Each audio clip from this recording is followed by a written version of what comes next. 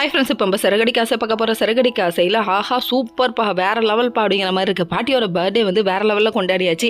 சரி, பாட்டிங்கிற பியூட்டி யாருக்கு கிஃப்ட் தருவாங்கன்னு சொல்லிட்டு விஜய் ஆன்னு பார்க்க விஜயாவை பாராட்டுறாங்களேன்னு நினச்சிட்டாங்க. உடனே உனக்கு கொடுப்பாங்கன்னு நினச்சியா? இல்லை, உனக்கு தரமாட்டேனே இப்போ அஸ்கு பிஸ்கு அப்படின்ட்டாங்க.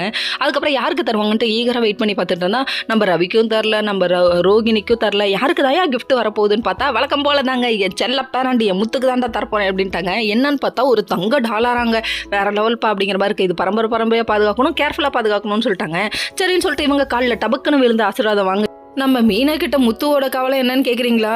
இதை பத்திரமா வைக்கணும்ப்பா, அதுவும் மனோஜ்கிட்ட இருந்து பத்திரமா வைக்கணும்னு சொல்லிட்டாங்க. இது வேணா உண்மைதாங்க. திருடன் கையிலே சாவி கொடுத்த கதையாக ஆகிடும் நம்ம மனோஜ் கையில் கொடுத்தா.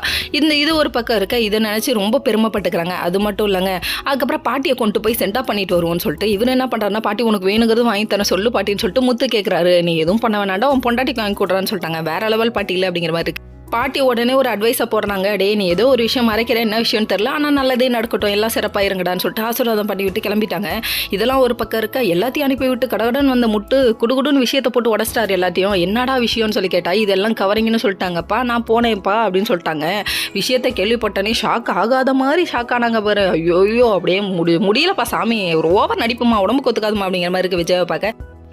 நீ என்னதான் ஆக்டிங்கை போட்டாலும் பின்னாடி நிற்கிறவன் திட்டு மொழியில் காமிச்சு கொடுத்துட்றாமா அப்படிங்கிற மாதிரி இருக்குது. சரி, அவன் மூஞ்ச மறங்கடா அப்படிங்கிறதுக்குள்ளே இவங்க படுற பாடு இருக்கு. ஐயோ அப்படிங்கிறாங்க. எனக்கு என்னமோ மீனா மேலே தான் டவுட்டாக இருக்குது. மீனா வீட்டிலேருந்து மாறி இருக்கும்னு சொல்லிட்டு ஒரு பழியை தூக்கி போடுறாங்க. நம்ம விஜயா எவ்வளோ நாள் தான் பழி போடுவேன் அப்படிங்கிற மாதிரி தான் இருக்குது. Okay friends, next video